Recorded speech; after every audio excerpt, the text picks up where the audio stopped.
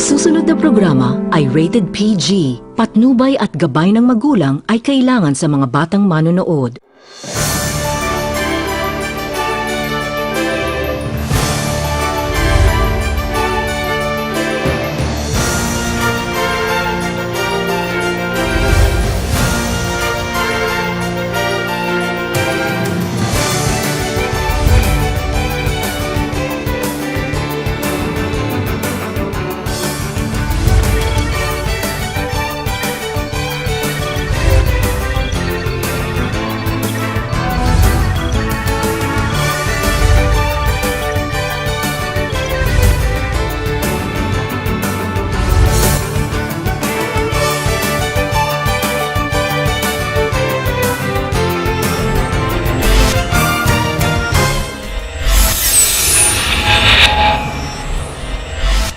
Sok Sargen maing gabi, kini ang CROSSTALK.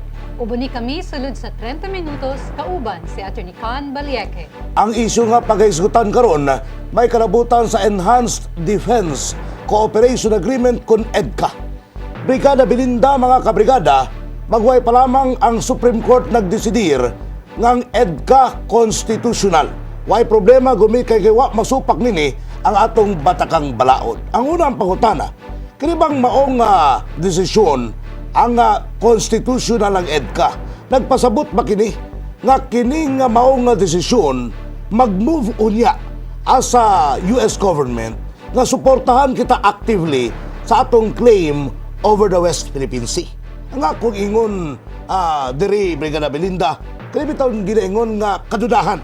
I doubt it nga motabang ang mga Amerikano nga rikanato sa pagduso sa itong claim nga to sa West Philippine Sea. Lumikan kay kung gigusto pa nila nga suportahan ta, sa unang raon ta, paano mo ganun mo duwa ng mga Amerikano? Very skinny ba? O ginapasud kita sa bulsa ng mga Amerikano, ginapatuto kita sila mo suporta, mabitaw nga despite the EDCA, ako gaduda nga anaa ang mga Amerikano fully in support sa itong claim. In relation to what you said, Atty. Con, ang akong gusto i-quote ang gisulti ni Senator Miriam Defensor Santiago. Ang iyang gisulti nga, ang mga Americans will always take an action in their best interest. Okay. So, EDCA or no EDCA, their priority is always their interest. Interest in the country, interest in their own security and protection. And then, another one is, I would say that ang EDCA, because the purpose supposedly is Enhanced Defense Cooperation Agreement, it has to include both countries in the protection because ang purpose niya is international and regional security cooperation. So I would say that ang presence nila because of the EDCA will in a way affect us because mura siyang maghatag og perception that the Americans are our allies. However, on the other side of the spectrum, I would like also to say, ang gisulti ni Senator Santiago nga mura sila nipasok sa atong security system. However, also, gusto ko na akong i-mention nga, ang gisulti po diha sa security EDCA is that ang government nato and the American government respect not the promotion of war. All right. So, in a sense, the EDCA is not to promote war, but for only regional and security protection and defense. Nana ko diha, no? Karang ginaingon nga cooperation between two countries. So, what ay duda diha. Pero ako, amang god, sa isgutan ng West Philippine Sea, kakahadlok, the way it looks, no? Kakahadlok ang mga Amerikano nga i-antagonize o naa sa like confrontation nga aktual with China. Kanibanggong diplomatic relations between China and US laume. Yes. Very complex og kanibitang ginaingon nga mao nga relasyon di ta kabasa og we are from the outside og kung atong lilion kini dili nato siya mafatom. Therefore bisan pa man nga adunay ginaingon nga cooperation, bisan pa man nga dili for war pananglitan, pero kanang ginaingon nga stance bitaw nga dili for war, ano kadudahan gyapon na agumikan kay mao na mag-justify unya sa kanabitang active or inactive rather nga kaning pagsuporta sa mga Amerikano nga rekanato. Kanang ginaingon nga duwa lang ba? They are playing around kay para nga at the same time ma-fulfill nila ilang obligasyon sa TUA without halimbawa antagonizing ang China. Kay kung pananglitan man mahagit ang China, they know that China is a very powerful country. Mabitaw nga dili sila basta-basta nga inana ang maka bitaw sulong na lang pananglitan diya sa West Philippine Sea ug ipakita gyud ang ilang full support sa Pilipinas sa atong claim gumikan kay naa sila'y ginakadlukan mo gawas. Ug again, bisan pa man nga Asian country ang China, pero kabalo kita nga influential country kini ug kini makaapektar sa world order. Too careful ang mga Amerikano because of that. Yes. According to what the reports are saying, yung West Philippine Sea is, for me, nakita na ko kasi is, for the longest time, we did not show a forceful stand to protect it. Okay. So, leadership's passed. Gialaw Manila, the structures will be built there. So, if we really want to keep it in our territory, we should have done years back to protect it. Now, if we become aggressive, we will invite war. Alright. Diba? So karon, like the structures are there, and then we want to tell them that this is our territory and we do something, then we're inviting war. Alright. So that cannot be done now. That's why we are exploring diplomatic action, which I don't like. Because for me, diplomacy will really take time. Like, di ba, in 2012 pa ta naghatag sa atong petition with the Hague Convention and the International Court. And it is 2016 now. And what's happening? Wala paghihapon. And question pa yun is, will China respect the decision of the court if it favors the Philippines? Correct. Question is, possibility is dili sila mo agree. And then as to the relationship between China and the US, we can see how sensitive it is because number one, even during the APEC, di ba? They are together but they're very cold to each other because they both have a different stand on certain issues, but yet they have to be there because it's diplomacy. Diplomacy dictates it. But I still think that ang atong position karon dili na pwede maging aggressive because the structures are there, and it's sad because wala tay teeth. Alright. And then mightily we have no strong defense. Along that line, mabitaw nga kung panangitan man inato ka-aggressive ang China, ako gakatinga manuman nga ang mga Amerikano kung gusto gid nila tabangan ta. Katong kainitan sa reclamation activity sa China dito sa West Philippine Sea, nawa man may aksyon ang mga Amerikano. Nawa ba sila magpugong? They have all the resources para nga pugna ng China.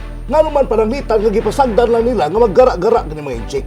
Sa toa pa, along that line ako gakaduda ko asa kanibitang real intention sa mga Amerikano. Kanang gigamit lang nila. Ang akong term din ako sa Tagalog pa, kinasangkapan lang nila or patuloy na lang kinakasangkapan ang issue sa West Philippine Sea para ma-justify ang presence nila, para somehow makumbinsa ang mga Pilipino na kailangan namin kayo mga Amerikano. That's why we have this EDCA. Alright. According to economists and yung mga politicians and political analysts, ang ato dang dula karon sa mga countries is based on economics. So we know that China is a big economy. Alright. Diba the top 3 economies now is the US, Japan, and China. Alright. Or in that order, America, China, Japan. So I don't think that America will immediately do something that is aggressive because they also have to protect their interests.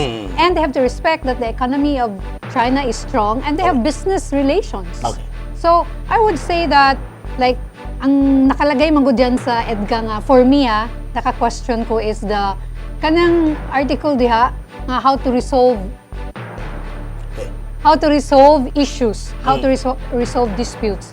Ang nakalagay dito nga disputes will be addressed in consultation by both parties, the states of America and the Philippines. And it cannot be brought to international or local courts or tribunal. So unless mo agree ang both parties. So it's really up to them to resolve any disputes regarding the actions of the American forces and the Philippine forces. Ibig sabihin, sa loob lang ang pag-aayos kung may problema. Alright. Moving on to another point, some say that the exploitation and abuse of Filipino women will worsen because of the EDCA. Kay ang mga Amerikano na nadiri, increased presence, ilabi na sa mga American soldiers. What do you say? I believe that Filipino women are empowered. And then because they're empowered, they know what's right and wrong. They should not be exploited anymore because we are already of an age where women are told what their rights are, how empowered they are. Maybe in the past, when empowerment and gender and development was not really mainstream. But now, women are empowered and they are not subject to exploitation. So we just have to keep our values intact. And then we have to empower ourselves to know that we cannot be exploited, even not only by Americans, but other citizens of other countries. With your respect, no, despite your explanation, ang akong tanaw manggod with or without the Americans, kaning exploitation sa mga Pinay. Ilabi na sa mga minor de edad. Yes. Kaka-worsen man yun. It is happening and actually it's worsening. Despite the fact na na-awareness ng mga babae dapat uparalipon sa ng kagalingon, that they have to protect themselves, that they have dignity, all of those. Naagyod lumikan kay parte sa susunod nato, ganyan problema sa exploitation. Yes. Pero again, it's not because of the Americans. Yes. Kay bisan pa man panangita no maghisgot kita og aktual nga pangitabo. Whether it be Russians, Germans, Koreans, Japanese, bisag kinsa they can exploit our women Pero again, ang bottom line diri, nagpa-exploit ba? Okay? Kanang mga willing victims mo na problema na to Again, because of poverty. Yes. Na mga babae, again, makaluluoy, but forced by circumstances para lang na ibaligay ng kaugalingon, kalakali ng kanilang pangatawan para mabuhay. Again, that's a problem of society. Yes. And ang prostitution is a social ill. In fairness to the Americans, huwag naman natin silang sisihin. Yes. Kung sakali man na merong mga Amerikano dito, we cannot just say that they will be the reason why, halimbawa, the more that our women will be exploited. That's unfair to the Americans. Because walang kinikilala dito na nationality. Basta Yes. pag-uusapan ng exploitation. And as long as merong gusto magpa-exploit. Exactly. And even prostitution is the longest trade. Correct. In biblical times, prostitution was already there. So for me, it's really up to us if we want ourselves to be exploited. And I think that you're right there when you say poverty. But I don't want to put the blame on poverty all the time because ang Filipinos kasi, Correct. if there's something wrong that's happening to the country, it's always poverty. We have developed a culture of poverty. I do not like it.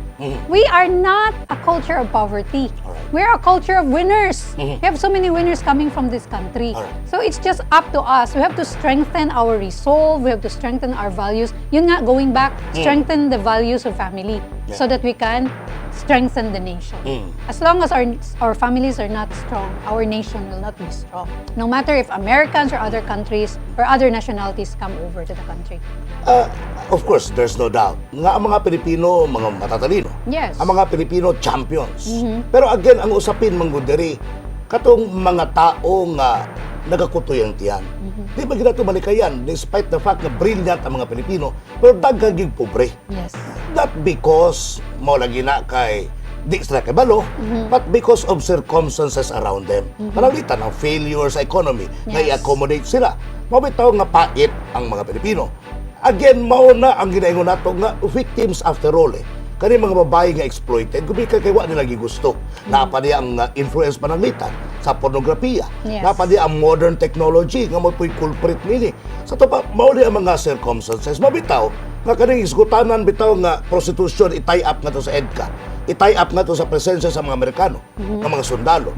I don't agree. Gumikan kay ako may pagka-anti-American magyud ko pero sa isgutanan nga nana nga exploitation bitaw dahil ato na ingon sila mo pasamot ang mga Amerikano yan ang mao nga problema. I do not agree. Pasaylo ako ninyo pero inana ang dapat panglantaw nato gumikan kay kani magong problema sa exploitation. Isang gani mga Pilipino Di ba? Mga Pilipino na mga mismo ang nag-exploit rapon sa kapwa Pilipino. Kung ano pa sulong na ito mga Amerikano. Correct. Di ba? Yes. Okay. Sa to pa, mauna siya, settled, no? Pero again, ang one more factor with respect to this, kanang too much materialism ang May uban, di man maglisod, wa galisod, actually. Pero may mga social climbers na Yes. ginatawag. May mga babae, with due respect maigo na maigo na mo kung maigo mo. Kanang ginaingon bitaw nga, wala man po nagpait. Pero gadiskarte na because they are social climbers. Because they are affected by too much materialism. Yes. Dapat they have to own this and that. Sa to pa, in their climb, in the ladder, wala problema Along the way, they want to be they are willing victims. They want to be exploited anyway. Ano ba? Mo na problema sa to pa, always na gina. Yes. So dapat dili na to basulo ng mga Amerikano. Yes, and going to that, ang factors that contribute to that as well, mass media. Correct, What's correct. the influence of mass media, di ba? We glorify women who are pretty, women who are puti, Correct. women who are slim, bisan nagkalisod na ta sa atong budget, magpaputi gid ta, magpa-slim gid ta. We do all these things to make us look good because it's what's portrayed on TV. Yeah. So it's also our mindset. We are Tama. easily susceptible to what we see on mass media. Pagtratar sa mga babae isip sex objects. Yes, exactly. Mo na problema. That's the sad part of it. Even if the Americans come or not come, still it's in the mindset that women can be treated as sex objects if we allow it to happen. Another question with respect to this issue is, will the Philippines and the Filipinos be endangered due to the EDCA? Because sabi nila, we may become targets of the enemies of the Americans. That is not a remote possibility, I would say. Kumikan kay ang mga Amerikano manggudigin malikayan nga naging mga suko nila. Yes. Mga pakialamero mga mga Amerikano. They're everywhere practically pagka doon ay mga conflict within countries, lagi ng mga Amerikano. Yes. In the guise of, kanabitang they're champions of democracy, Yes. that they were for world peace, nanapirmi Mo na yung ginakasangkapan nila sa tuwa pa, sa ilang pagpanghilabot, siyempre tanaw sa ilang mga imperialistic ng mga tao. Kanabitang gina-impose nilang sarili nga to sa mga nasod nga should be actually governed by their own people. Sa tuwa pa, gumikan niya na, digid malikayan nga na ang mga suko nagaging kapalag sa mga Amerikano. Pabitang to na atakihan sila. Diba katong Twin Tower attack nga ginatawag? Yes. Sa to paggumikan ka na sa pagpaghilabot sa mga Amerikano. Now karon, ang Pilipinas taas na diri because of EDCA. Ang EDCA, nga anuman nga naan ang EDCA because the Philippines is a very strategic military location for the Americans. Yes. Mabitaw kay naa sila diri. Kay kinahanglan nila ang Pilipinas. Now karon, kung dagang kalaban ang mga Amerikano, ayaw kong ingnan ninyo nga di ta maapil unya sa posibleng target nila mga kalaban sa mga Amerikano. I don't agree. Aha, okay. Aha. Kasi ang paningin ko naman is, not only the country, not only the Philippines is a partner of America in mutual defense agreements or treaties. Alright. And wala naman silang giatake. Kung meron man silang giatake, I would say first, no? Kasi kita, as a country, internally, we have conflicts. Alright. Oo. So we already have conflicts internally. But I don't think that because of EDCA, we will be attracting enemies or war or aggression from other countries. I think that the EDCA, in a way, is perceived as a strong defense for us. I don't think that it will attract enemies. However, I'm only saying that the EDCA will really give us that perception that we are an ally of America, that we need them. And then, in the area naman sa usapin between China and the Philippines, I think that because it's very critical that gipirmahan to siya when, di ba, gipirmahan ang EDCA when President Obama was here, and it was even questioned by Senator Miriam because the two signatories are not even heads of states. Ang unang signatory was Ambassador Philip Goldberg for America, Correct. and for the Philippines is only Secretary Voltaire Gasmin. Correct. Defense The BNTV. Secretary, imagine, ato lang nga level ang nagpirma. That's why suko kaayo si Senator Santiago because according to her, it is unconstitutional nga ato lang nga level ang mupirma. Alright. But the explanation naman ng Supreme Court is it was not a treaty, Correct. but an executive agreement. So I would say that in a way, it helps us make our position stronger. However, ang sad part lang lagi is na put up ng structures so we can only avail and explore diplomatic action, no longer war or aggression.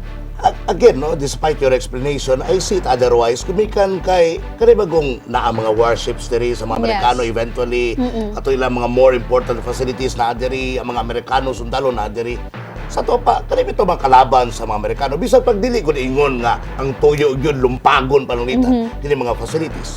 Pero the fact nga to disturb, to annoy the Americans, or maybe diversionary tactics. Yes. Para pananglitan nga ilang focus, magdepensa sila diri. Pero ang target na eventually ang main territory sa mga Amerikano. Yes. Mo na ako pangagpas ba. Of course, I'm not saying nga eventually mamahimog itang target, but what I was saying a while ago was karibitang it is not a remote possibility na pwede tang mahimong target. Pwede dili, pwede po mahimong kitang target. Pero again, no, kung palanglitan man magpalayo ng mga Amerikano nining ilang pagpadayon bitaw sa pag-imposar sa ng kagalingon, I am fearing ang moabot sa punto nga basig aduna gyud mga suko sa tuwa o sa mga Amerikano rather, and then eventually kita mamay mong target because they are here.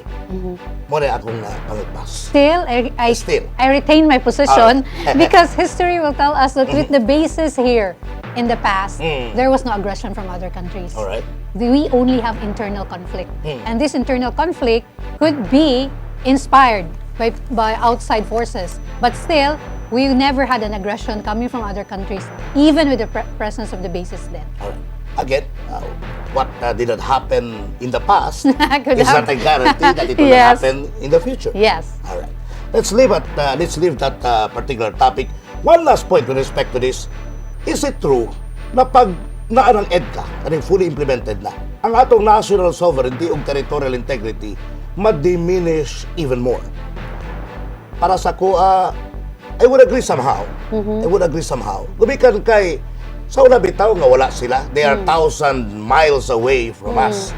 Pero they have been influencing ang atong internal policies Ang atong mga economic policies panamitan, socio-economic policies, apektado Gumikan kay ang mga Amerikano na agyod, nagadiktar ka nato. Now karon, kung naa na sila within our means, with the more reason, nga naa sila sa capacity, naa sila sa posisyon, naa sila capacity to influence us even more para nga ang ato mga polisiya mamahimong naka-align nga to sa ilang mga interes.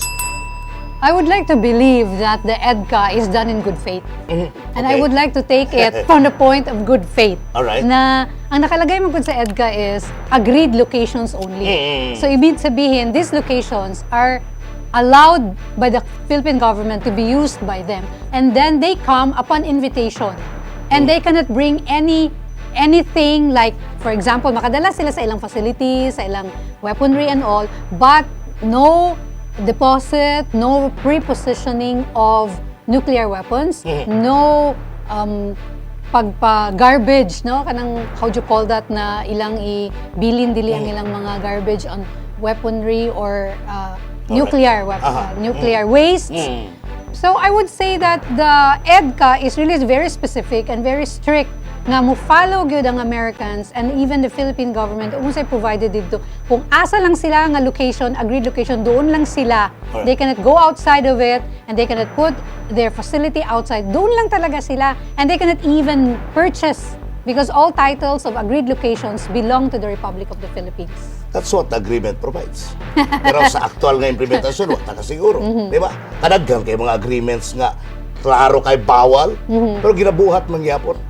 Ako, pasaylo ako ninyo, may pagka-again, akong anti-American nga remitang stance. Sa ibo iral yun, pero again, proven Because in the past mo gina, now karon, kalang ginaingon mo agreed location, okay? Nasa na diha. Now karon, restricted na itong movement.